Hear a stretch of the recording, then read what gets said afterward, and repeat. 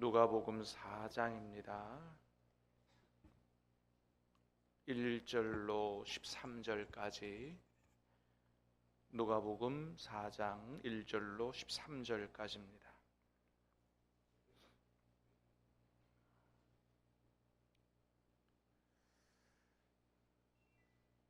누가복음 4장 1절로 13절까지입니다. 예수께서 성령의 충만함을 입어 요단강에서 돌아오사 광야에서 40일 동안 성령에게 이끌리시며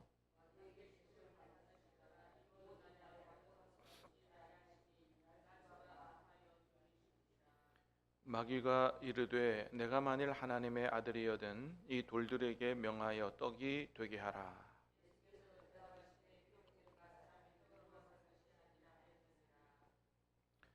마귀가 또 예수를 이끌고 올라가서 순식간에 천하 만국을 보이며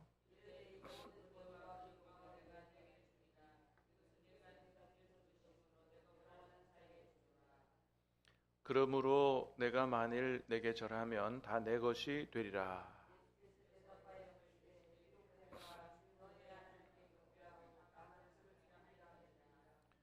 또 이끌고 예루살렘으로 가서 성전 꼭대기에 세우고 이르되 내가 만일 하나님의 아들이여든 여기서 뛰어내리라.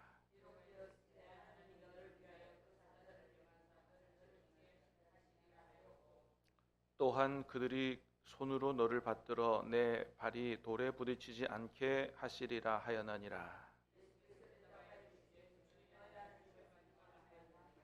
같이 읽습니다. 마귀가 모든 시험을 다 한 후에 얼마 동안 떠나니라. 아멘. 자, 오늘 말씀은 우리가 너무 잘 아는 말씀이죠. 예수님이 마귀에게 시험 받으시는 그런 내용인데, 이제 예수님께서 이 땅에 인간의 몸을 입고 오신 예수님 성장하시고 이제 약 한 30세쯤 되셨을 때부터 십자가에 돌아가실 때까지 하나님의 일을 하는, 그걸 공생애라 그럽니다. 한 3년 기간을 하나님의 일을 하는 그 공생애를 시작하기 전에 마지막으로 예수님이 마귀에게 광야에서 시험 받으시는 내용이죠. 자, 우리 1절 말씀을 한번 다시 볼까요? 1절 시작. 예수께서 성령의 충만함을 입어 요단강에서 돌아오사 광야에서 40일 동안 성령에게 이끌리시며 2절도 봅니다. 마귀에게 시험을 받으시더라. 이 모든 날에 날수가 다함에 줄이신지라. 자, 1절에 보니까 그랬어요. 예수께서 성령의 충만함을 입으셨다. 요단강에서 돌아오셨다. 요거는 이제 세례 요한에게 요단강에서 세례받고 돌아오신 걸 얘기합니다. 그래서 다른 복음서를 보면 마귀에게 시험 받으시기 전에 예수님 세례 받는 내용이 먼저 나와요. 그리고 광야에서 요단강에서 돌아오셔서 어디로요? 광야. 이건 유대 광야를 가리켜요. 40일 동안 성령에게 이끌리시며 마귀에게 시험을 받으시더라. 마태복음 4장에도 예수님이 마귀에게 시험 받으시는 내용이 나옵니다. 거기 보면 더 명확하게 돼 있어요. 어떻게 돼 있냐면 예수께서 성령에게 이끌리어 마귀에게 시험을 받으러 광야로 가셨다. 자, 마귀에게 시험을 받으러 광야로 가셨는데 누구에게 이끌려서? 성령에게 이끌려서 가셨다는 거예요. 자, 그런 의미를 보면 4장 1절도 의미가 성령에게 이끌리셨다는 얘기가 그 광야로 간 이후에 성령이 이끌리신 게 아니고 뭐예요?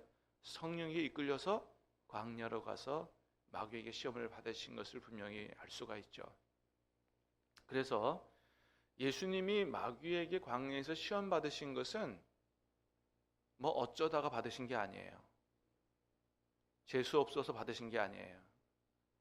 성령에 의해서 계획되고 의도된 시험인 것입니다. 자, 예수님이 공생애를 시작하기 전에 이 과정이 필요했다는 거예요. 성부 하나님, 성령 하나님 관점에서 볼 때 왜 그러냐? 이 인간의 몸을 입고 있는 나사렛에서 성장한 예수가 참 하나님의 아들이심을, 또한 평범한 사람이 아니고 메시아이심을 분명하게 드러내 보이기 위한 그런 어떤 표징과 같은 역할을 한다라고 하는 것입니다. 여러분, 사람의 힘으로 마귀와 싸워서 어떻게 이기겠어요? 옛날에 이스라엘 백성이 광야에서 고난을 당한 적이 있죠, 그죠? 애굽에서 구원받고 나와서 광야 40년을 지난 적이 있잖아요. 그거하고 이렇게 묘하게 매칭이 되는 겁니다. 이스라엘 백성이 애굽에서 나와서 광야를 지나는 동안에 배도 고팠어요. 마실 물도 없었어요. 그럴 때마다 어떻게 했어요? 하나님 앞에 막 원망하고 불평하죠, 그죠? 그 다음에 우리는 가나안 땅에 못 들어간다. 그리고 결국은 다 거기서 실패하고 죽었잖아요. 예수님 40일 광야에 있으면서 똑같은 광야 상황이었는데 예수님은 어떻게 하셨느냐? 옛날 이스라엘 백성은 실패하셨는데 하나님의 참 아들이신 예수님은 승리하셨다라는 사실을 보여주면서 이 예수님은 참 하나님의 아들이심을 선포하고 있는 내용이 바로 오늘 본문의 내용이다라고 하는 거예요. 자, 그래서 첫 번째, 마귀로 하여금 어떤 시험을 당하고 승리하게 하시냐면 굶주림에 대한 그런 시험입니다. 자, 2절 3절을 다시 보겠습니다. 시작. 마귀에게 시험을 받으시더라. 이 모든 날에 아무것도 잡수시지 아니하시니 주이신지라. 마귀가 이르되 내가 만일 하나님의 아들이거든 이 돌들에게 명하여 떡이 되게 하라. 자, 예수님이 40일 동안 광야에서 계시면서 모든 날에 아무것도 잡수시지 않으셨다. 날수가 다 있다. 며칠 굶으신 거예요? 40일 굶으신 거죠. 그러니까 소위 말하면 40일 금식을 하신 거예요. 여러분 금식 해보신 일 다 있으시잖아요. 그러면 하루만 굶어도 배가 너무 고프고요. 이틀 3일 굶으면 정신이 없어지죠. 때로는. 사람이 너무 배고프면 어떻게 해요? 배는 게 없잖아요. 음식만 보면 눈이 돌아가고 그러잖아요. 근데 40일을 금식하셨으니 얼마나 배가 고프셨겠느냐. 여러분 절대로 이 말씀 보면서 예수님은 하나님이시잖아. 예수님이시니까 배 안 고픈 거 이렇게 생각하시면 절대 안 됩니다. 예수님이 줄이셨다 그랬어요. 그죠? 줄이셨다 뭐예요? 배고프시다는 거거든요. 여러분, 예수님이 이 땅에 우리와 똑같은 인간의 몸을 입고 사셨습니다. 누가복음 1장 첫 번째 1절로부터 시작할 때 누가가 이 누가복음을 기록한 누가는 의사예요. 굉장히 아주 섬세하고 과학적인 관점으로 이 누가복음을 기록했어요. 근데 뭐라고 그래요? 자, 누가복음 1장 1절 한번 읽어볼까요? 자, 시작. 우리 중에 이루어진 사실에 대하여 기록했다 그랬어요. 그러니까 누가가 무슨 자기가 소설 쓰듯이 쓴 게 아니에요. 여러분 누가복음에 나오는 예수님에 대한 기록이 다 사실인 줄로 믿으시길 바랍니다. 의사가 과학적 관점으로 아주 사실 그대로 예수님에 대해서 쭉 연구하고 그렇게 해서 기록한 책이 누가복음이에요. 여러분 예수님이 인간의 몸, 우리와 똑같은 몸을 입고 40일 굶으셔서 엄청 배고프셨다는 거예요. 예수님이 하나님의 아들이신데 왜 그렇게 인간의 몸을 입고 오셨을까요? 이 땅에 우리를 구원하시러? 아니 하나님이시니까 그냥 말씀으로 하셔도 되잖아요. 우리 죄 용서해 주시고 구원해 주셔도 되고. 근데 왜 인간의 몸을 입고 오셔야만 됐다고요?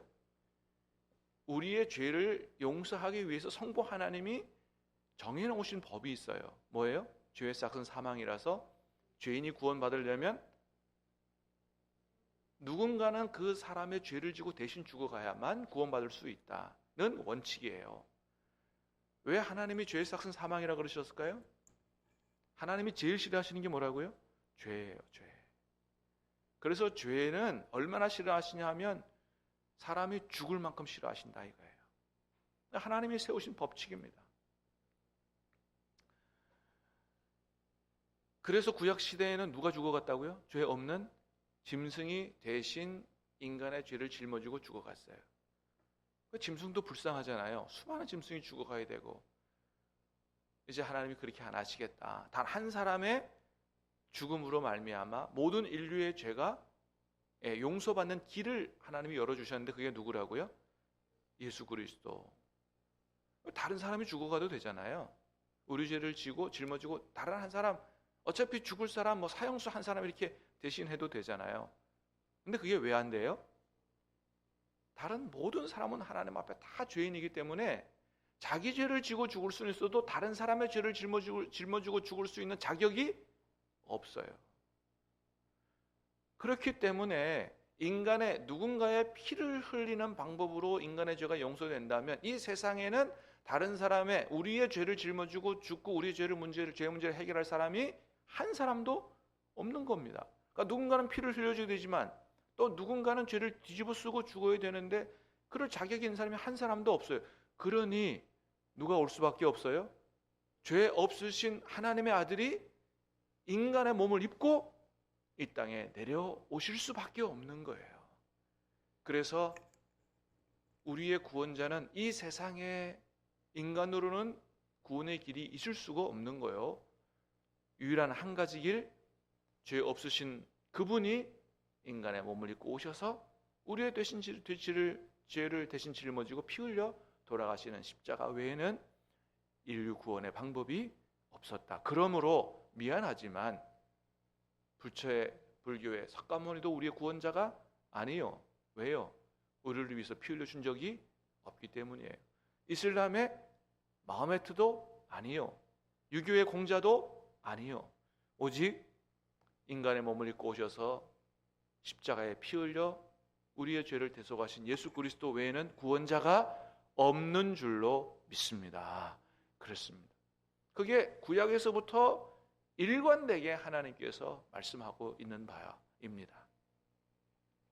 그래서 우리와 똑같은 몸을 입고 오셨기 때문에 40일 줄이셔서 너무 배고프신 거예요. 그때 누가 다가왔어요? 마귀가 다가왔어요. 하는 말이 뭐예요? 네가 진짜 하나님의 아들이거든? 너 엄청 배고프지? 아니 너가 진짜 하나님의 아들인데 인간의 몸을 입고 있지만 신적인 능력도 있지 않냐?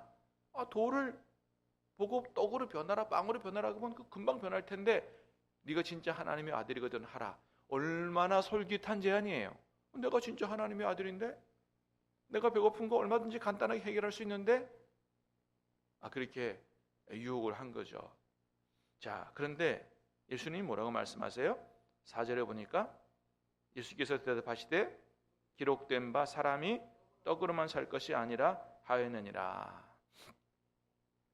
신명기 8장에 있는 말씀을 인용하셨어요. 거기 보면 사람이 떡으로만 살 것이 아니고 오직 하나님의 입으로부터 나오는 말씀으로 살 것이니라. 이 말씀을 이제 인용하신 거거든요. 그러니까 사람이 떡으로 사는 건 맞다 이거예요. 여러분 아무리 예수님이라도 목회자라도 떡 없이 살 수 없어요. 왜? 하나님이 우리 몸을 그렇게 지으셨기 때문에 떡이 있어야 살아요. 그러나 떡으로만 살지 않는다. 진짜 하나님의 아들은 뭘로 산다고요? 떡보다도 하나님의 말씀으로, 하나님의 말씀에 순종함으로, 하나님의 뜻대로 행함으로 진짜 산다. 이 얘기를 하신 거예요. 하나님께서 직접 신명기 8장에서 말씀하신 말씀이에요. 하나님이 지으신 사람들, 하나님의 자녀들은 어떻게 사는 사람들이다? 떡이 있어야 살지만 떡으로만 살지 않는다. 그거보다 뭐가 훨씬 더 중요함으로 사는 사람들이다? 하나님의 말씀에 순종함으로 사는 게 훨씬 더 중요한 사람들이 하나님의 자녀들이다. 그래서 비록 배고프고 비록 가난했지만 예수님은 떡의 노예가 되지 않았다라고 하는 겁니다. 여러분 배고프면 사람이 눈이 돌아가고 지금 배고파 죽겠는데 무슨 짓인들 못하느냐 이럴 수 있어요. 충분히 상황도 이해합니다. 그런데 하나님의 자녀들은 어떤 사람들이라고요? 아무리 배고파도 가난해도 그 떡의 노예가 되지 않는 사람들이다. 떡으로만 살 것이 아니고 뭘로 산다고요? 하나님의 말씀으로 사는 사람들이다. 이것을 예수님이 보여주셨어요. 옛날 구원받은 이스라엘 백성들이 하나님이 너는 내 장자라 그랬거든요. 너는 내 아들이라는 말과 똑같은 말이에요. 그런데 옛날 이스라엘 백성들은 어땠다고요? 광야 들어와서 배고파서 원망 불평하고 실패했어요. 그런데 예수님은 40일 금식하시면서도 그 배고픔에서 그 가난에서 범죄하지 않고 승리하는 그런 삶을 사셨다. 무엇으로 승리하셨다고요? 하나님의 말씀을 기억함으로. 사랑하는 여러분, 하나님 말씀이 저와 여러분의 마음판에 새겨질 수 있기를 주님의 이름으로 축복합니다. 그 말씀이 마귀가 유혹할 때, 시험할 때 승리할 수 있는 무기가 되는 거예요.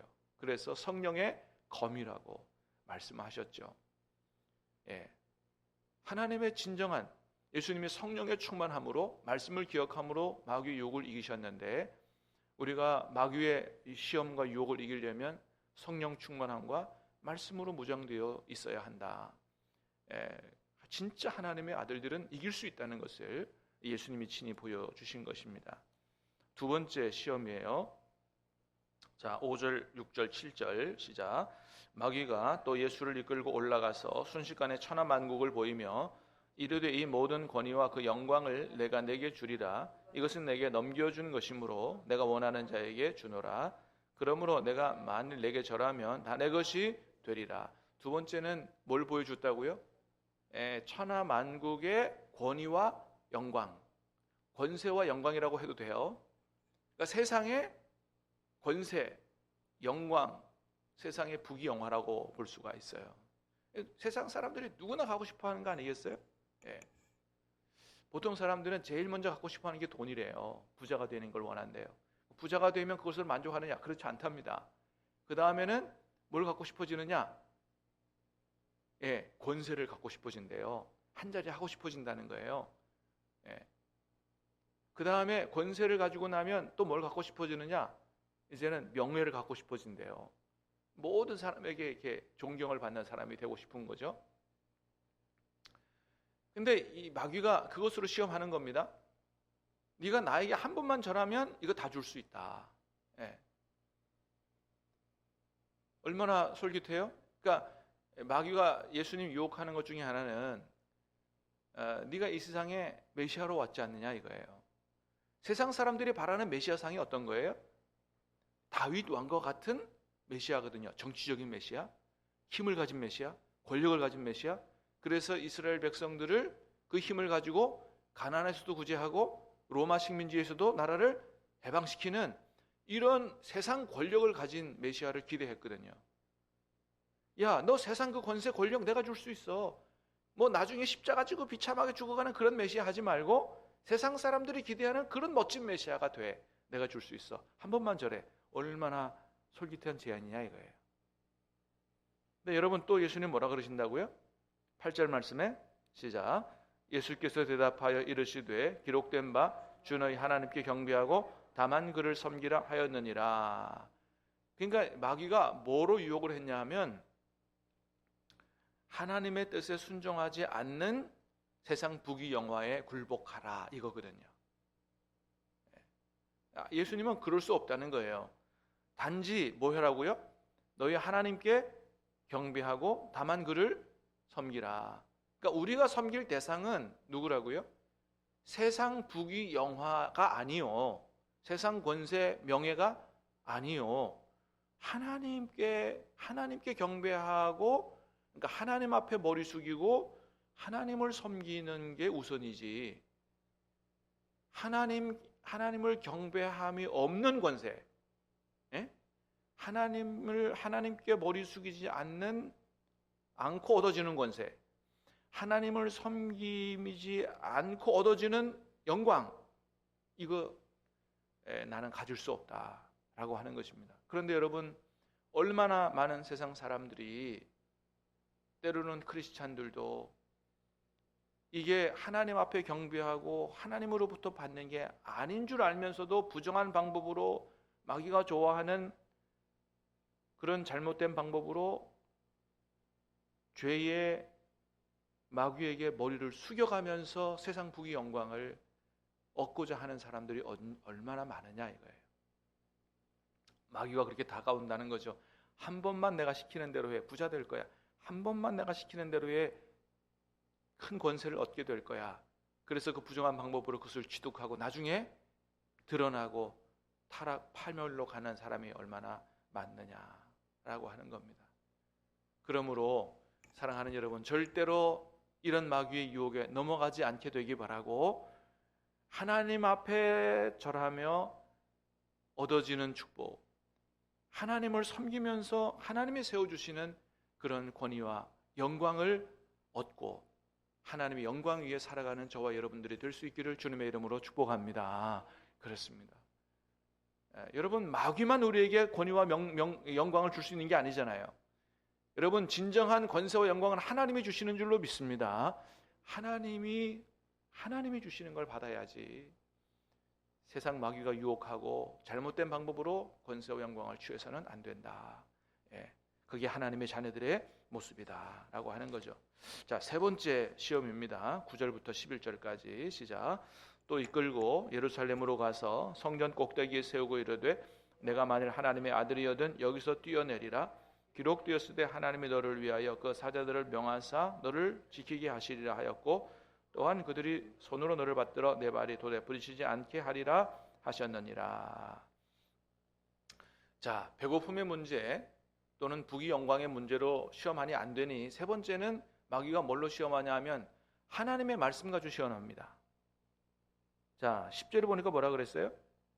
기록되었으되, 그죠? 그래서 시편 91편의 말씀을 가지고 시험해요. 시편 1편의 말씀, 시편 91편에 이 말씀이 그대로 기록이 돼 있어요. 그러니까 한마디로 말하면 뭐예요? 봐라, 하나님 말씀에 이렇게 기록되어 있지 않느냐 이거예요. 그러니까 이대로 해보라는 거예요. 근데 예수님 뭐라 그러세요? 12절에 보니까 주 너희 하나님을 시험하지 말라. 아니, 성경 말씀을 그대로 가져와서 말씀대로 하라는데 예수님이 안 하는 거예요. 왜요? 그거 너 지금 하나님 말씀 갖고 누구 시험하고 있는 거다? 하나님 시험하고 있는 거라고 마귀의 그 의도를 정확히 꿰뚫어 안 거거든요. 여러분, 마귀는 우리를 시험할 때 뭘 갖고도 시험하냐면 하나님의 말씀 가지고도 시험합니다. 그 옛날부터 그랬어요. 예.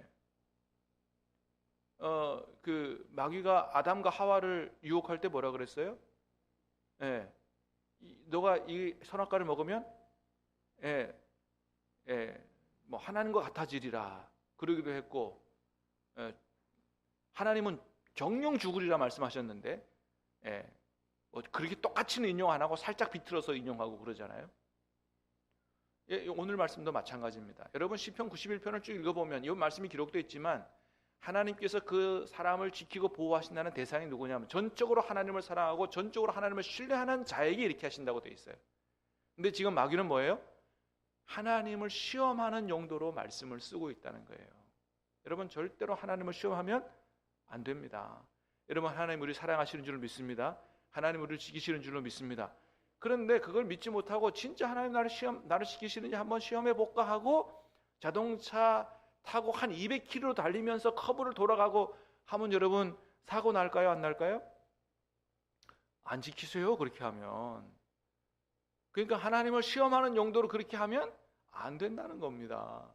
하나님을 사랑하고 하나님을 신뢰하고 하나님의 뜻을 따라 행할 때 하나님이 지키신다는 거지, 하나님을 시험하는 자까지 다 지키신다는 게 아니라는 거죠. 그래서 여러분, 성경을 읽으면서도 절대 마귀의 유혹에 넘어가면 안 됩니다. 아니, 다윗도 이런 하나님이 사랑하시는 다윗도 성범죄를 저질렀는데 내가 뭐라고 나도 가능하지? 절대 안 되는 거예요. 누구의 음성인 거예요? 마귀의 음성인 거예요.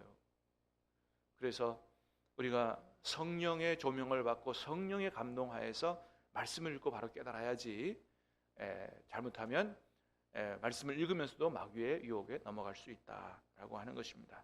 자, 그래서 예수님은 이 모든 것을 승리하셨어요. 성령 충만함과 말씀으로 승리하셨어요. 13절 말씀 시작. 마귀가 모든 시험을 다한 후에 얼마 동안 떠나니라. 얼마 동안 떠났다고요? 얼마 동안 떠났다고요? 무슨 얘기예요? 다시 온다 이거예요. 완전히 떠난 게 아니에요. 예수님까지도 자꾸 시험하는 거예요. 그러니 우리에게는 어떻겠어요? 싸워 이겼다고 완전히 떠나요? 천만의 말씀. 하나님 앞에 가는 그날까지 계속, 감기가 올해 들렸다가 내년에 또 들리는 것처럼 계속 오는 겁니다. 어떻게만 승리할 수 있느냐? 예수님처럼 성령 충만함과 말씀으로 무장할 때 많이 승리할 수 있다. 또 한 주간 세상 사는 동안에 세상의 많은 일들을 통해서 마귀가 유혹하고 시험할 겁니다. 성령 충만함으로 말씀으로 예수님처럼 승리하는 한 주간 되시기를 주님의 이름으로 축복합니다. 기도하겠습니다. 하나님 아버지,